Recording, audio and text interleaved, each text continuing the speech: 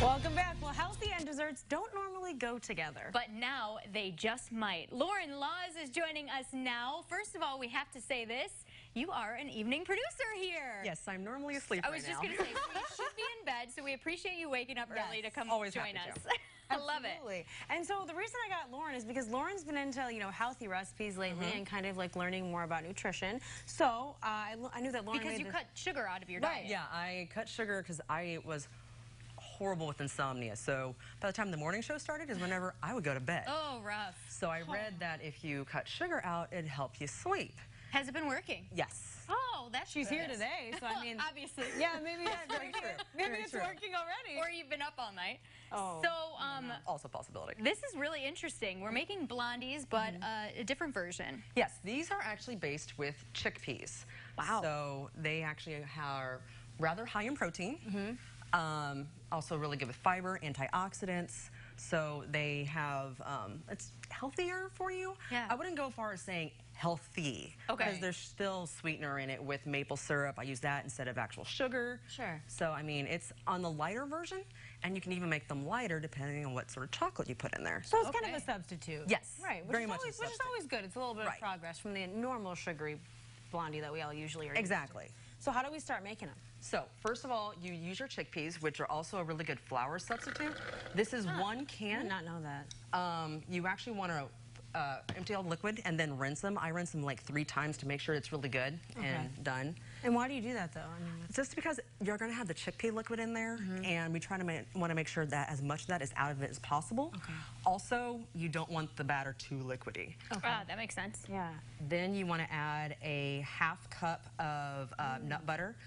The original recipe that I found this on used peanut butter, but I prefer almond. Oh, okay. So you can use really whatever you like. whatever your preference is. Exactly. Although I have noticed that I think you need to alter your cooking time depending on the different butter you use. For example, I use fresh ground, come on, get out there.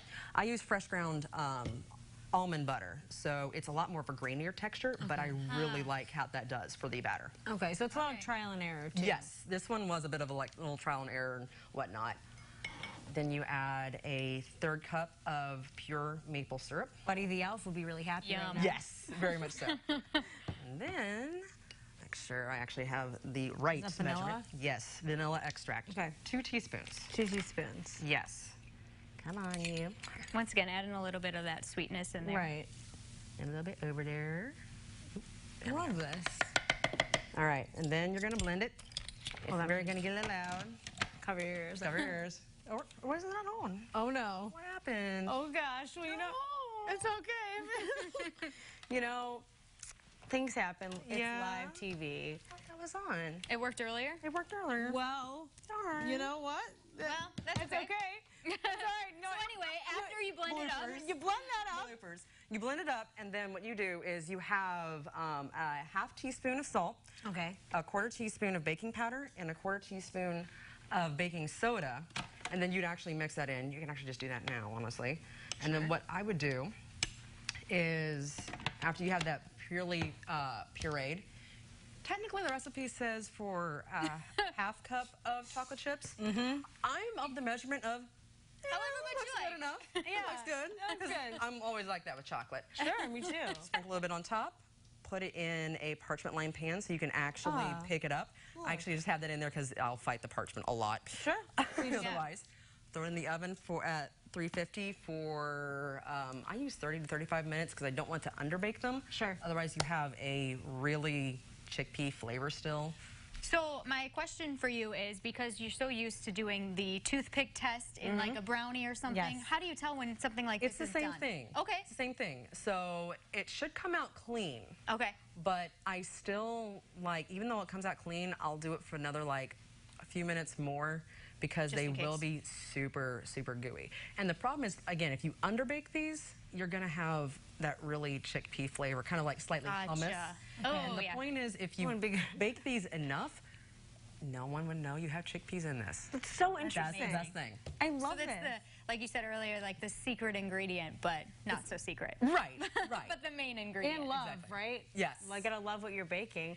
And Lauren, I had a question for you. I swear it smells like chocolate chip cookie. Like, the smell is just so similar. So I'm just so impressed that chickpeas are the. I just can't believe that that's a thing. But I really want to try one. Yeah, so, we gotta give it a taste Excuse me for a second, Lauren. so we can. Yeah. I just broke apart. It's okay. Like I said, they're really gooey, and they. I'm excited. Would never know. You would my never God. know. That's amazing. It's amazing. It's really, I don't know, moist too. Like a really good cookie. It is like Lauren, a gooey cookie. But We're not gonna let you go. You also mentioned throw them in the fridge. Yes, you can. They're really good warm. Wow. You can throw them in the fridge, throw them in the freezer, let them thaw a little bit. I mean, they keep for about a week or two.